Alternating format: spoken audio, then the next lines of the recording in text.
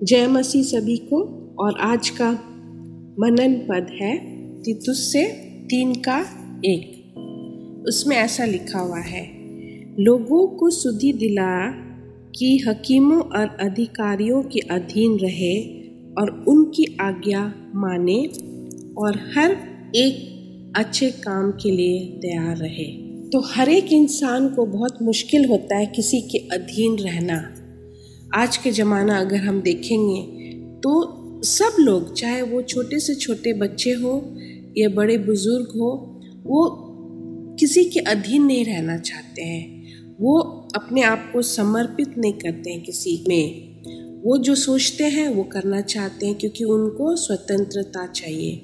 वो अपने ज़िंदगी को, अपने जीवन शैली को अपने तरीका से जीना चाहते हैं। और ये हो रहा है, हम देखते हैं हर एक दिन ये हो रहा है।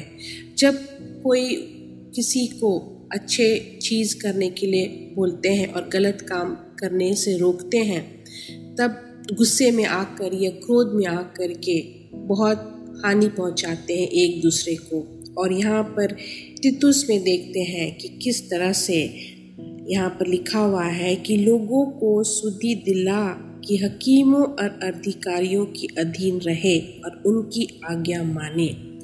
तो यहाँ पर दो लोगों के अधीन बोला गया है रहने के लिए। पहला है कि हकीमों और दूसरा है अधिकारियों। तो अधिकारियों कौन है? अगर हम बाहर नौकरी करने जाते हैं तो हमारे ऊपर में अधिकारियाँ होते हैं, ऑफिसर्स होते हैं, हमारे बॉस होते हैं, कंपनी के हेड होते हैं। तो उनके अधीन हमें रहना है। यहाँ पर हम काम करने आए हैं तो हमें उनके द्वारा बोला हुआ काम करना है। तो यहाँ पर हमको आज्ञाकारी होना है। और यहाँ पर लिखा हुआ है और उनकी आज्ञा माने, क्योंकि अगर वहाँ पर आपको नौकरी मिला है तो आपका कुछ गुण देख करके मिला है, तो आप उसी गुण के ऊपर में काम करें ताकि हर एक दिन आपका वो गुण में और अच्छाइयाँ आए और वो और अच्छा से आप एक्सपर्ट हो जाए। आप जो काम कर रहे हैं और अच्छा से ट्रेनिंग अगर दिया जाएगा तो ट्रेंड हो और उसी में आप रहे। आप कभी कोशिश मत करना कि वो आपके बॉस या आपके ऊपर में जितने भी अधिकारियाँ हैं आपके ऊपर में उंगली उठा रहे हैं या आपको कुछ ज़्यादा बोल दे रहे हैं। उनका कुछ हक होता है, कंपनियां का कुछ रूल और रेगुलेशन, नियम कानून होता है। तो यहाँ पर बाइबल में लिखा हुआ है कि अगर हम देखते हैं कि अगर कुछ ऐसा होता भी है तो हमें क्या करना है, अपने काम से मतलब रखना है। और ये हम देखते हैं फिलिपियों की पत्री में हम देखते हैं कि उसमें पौलुस बोलता है कि अपने कामों से मतलब रखो। तो यहाँ पर हम नौकरी करने आते हैं या हम किसी के नीचे में हम काम करते हैं तो हमें अपने कामों से मतलब रखना है, हमें ओबे करना है, हमें आज्ञा मानना है। हमारे ऊपर जितने भी हेड्स हैं, जितने भी अधिकारियाँ हैं, तो ये बहुत ज़रूरी है क्योंकि परमेश्वर पिता हमेशा एक आज्ञाकारी व्यक्ति को बहुत अच्छा मानता है। क्योंकि वो अगर आज्ञाकारी है तो उसके अंदर में एक नम्रता पूर्वक स्वभाव रहेगा। अगर वो आज्ञाकारी है तो वो परमेश्वर के प्रति भी आज्ञाकारी है, इसीलिए वो अपने कामों के प्रति भी आज्ञाकारी है। तो पहला स्थान अगर हम परमेश्वर को देते हैं और अगर हम उससे परमेश्वर को रिस्पेक्ट करते हैं और हम भय मानते हैं, तो हम अपना हर एक दिन का जो दिनचर्या है, काम करने का तरीका है, या हमारा जो लाइफ है, उसको हम डिसिप्लिन रखेंगे और हम कोशिश करेंगे कि जहाँ भी नियम कानून है उस नियम कानून के अंदर ही हमें रहना है। अपना जो बाउंड्री है उससे हमको बाहर नहीं निकलना है। अगर हम पार्क्स जाते हैं, अगर हम कोई अच्छी जगह जाते हैं घूमने के लिए, तो वहाँ पर रूल और रेगुलेशन लिखा रहता है। अगर हम लेक देखने जाते हैं, अगर हम बोटिंग करने जाते हैं, तो वहाँ पर भी हमको रूल रेगुलेशन लिखा हुआ रहता है कि हमें किस तरह से नाव में बैठना है, किस तरह से हमें बोटिंग करना है, हमें लाइफ जैकेट पहनना है। तो हर एक जगह में नियम कानून दिया हुआ है, तो हमें उस नियम कानून का पालन करना है। अगर हम पालन नहीं करेंगे तो हमारे साथ कुछ दुर्घटना घट सकता है। इसलिए हर एक जगह नियम कानून बना हुआ है। और ये जो वर्स हम पढ़ते हैं तो इसमें यही लिखा हुआ है कि हमें आज्ञाकारी बनना है। और जितना भी नियम कानून बंधा हुआ है, ये बना हुआ है हमारे देश में, हमारे ऑफिस में, इवन हमारे घर में। जब बच्चे होते हैं तो माता पिता नियम कानून रखते हैं घर में, तो हमें एक आज्ञाकारी मनुष्य बनना है, हमें एक आज्ञाकारी बच्चे बनना है। और ये बहुत ज़रूरी है कि हमारा जो लाइफ है बहुत डिसिप्लिन लाइफ होना बहुत ज़रूरी है। तो बाइबल से भी हमें उसका उत्तर मिलता है। अगर हम चैप्टर 3 का ही अगर हम 8 में पढ़ेंगे तो यहाँ पर हमें बहुत कुछ सीखने को मिलता है। यहाँ पर ऐसे लिखा हुआ है, ये बात सच है और मैं चाहता हूँ कि तू इन बातों के विषय में दृढ़ता से बोले, इसीलिए कि जिन्होंने परमेश्वर पर विश्वास किया है वे भले भले कामों में लगे रहने का ध्यान रखें। तो भले भले कामों का मतलब है कि अच्छे काम, हमेशा हमें तैयार रहना चाहिए अच्छे काम करने के लिए। कभी बहुत बार हम देखते हैं लोगों को कि उनका दिमाग चलते रहता है गलत काम करने के लिए, लोगों को कैसे परेशान करना है, नियम कानून को तोड़ करके। अगर हम ट्रैफिक रूल्स के बारे में हम बात करें तो बहुत सारे लोग, विशेषकर नौजवान को हम देखते हैं, उनको मज़ा आता है नियम कानून को तोड़ने के लिए।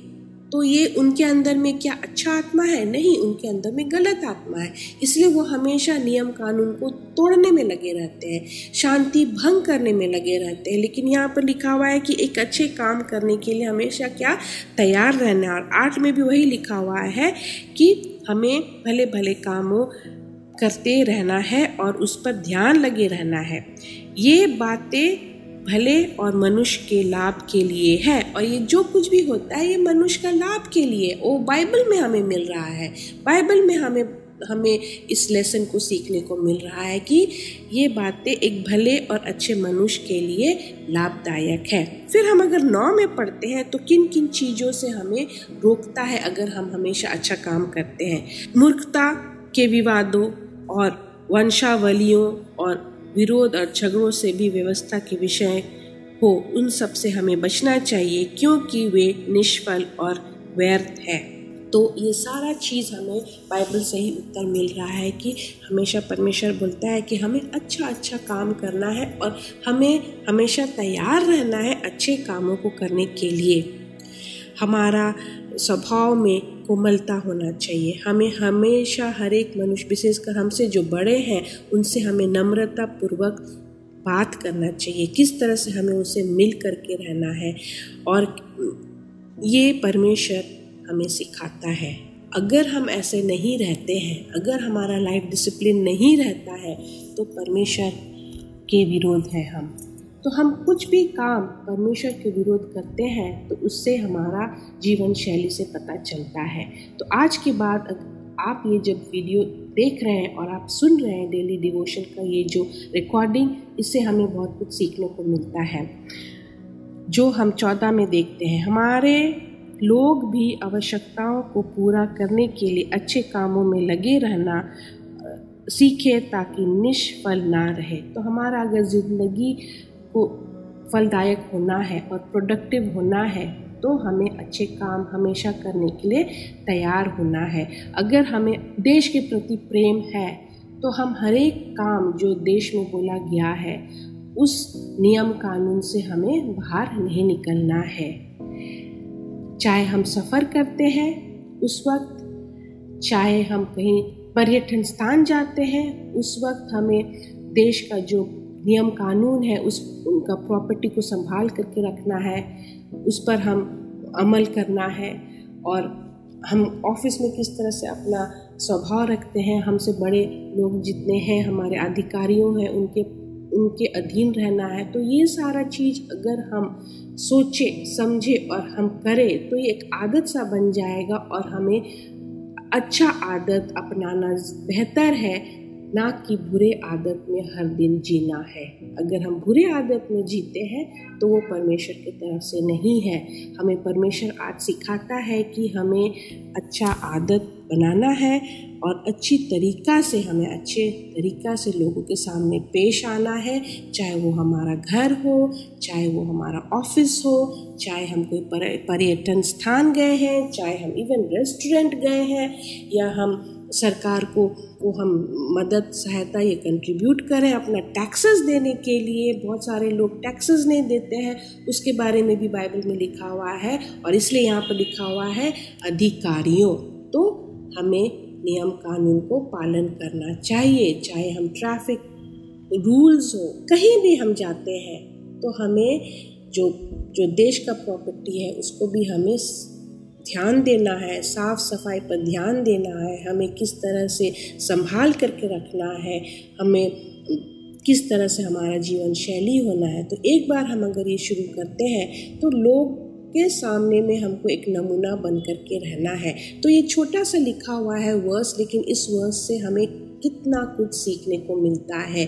तो अगर आज के बाद अगर आप ऐसा नहीं करते हैं तो आप इस पर ध्यान दें और आप अमल करें, और अवश्य परमेश्वर आपको ये सब चीज़ भी आपका हर एक दिन देखते हुए आपको आशीष देगा, और आप हमेशा परमेश्वर को धन्यवाद दें कि आपको वो स्थान में रखा है काम करने के लिए। परमेश्वर को धन्यवाद दें कि आपको एक ऐसा देश में रखा हुआ है कि आप वहाँ पर किस तरह से आप एक सहयोग दे सकते हैं, और आप किस तरह से अपने जीवन शैली को भी में सुधार लाते हैं, क्योंकि हर एक चीज़ जो हमारे पास है या हमें परमेश्वर दिया है उसे हमें संभाल करके रखना है। चाहे हम एक अच्छे देश में रहते हैं, या चाहे हमें देश जो फैसिलिटी दिया है उस पर हमें ध्यान देना है, या हमें टैक्सेस देना है उस पर ध्यान देना है, या हमें अपना खुद का ज़िंदगी को देखना है कि हर एक दिन हम किस तरह से एक प्रोडक्टिव और एक फ्रूटफुल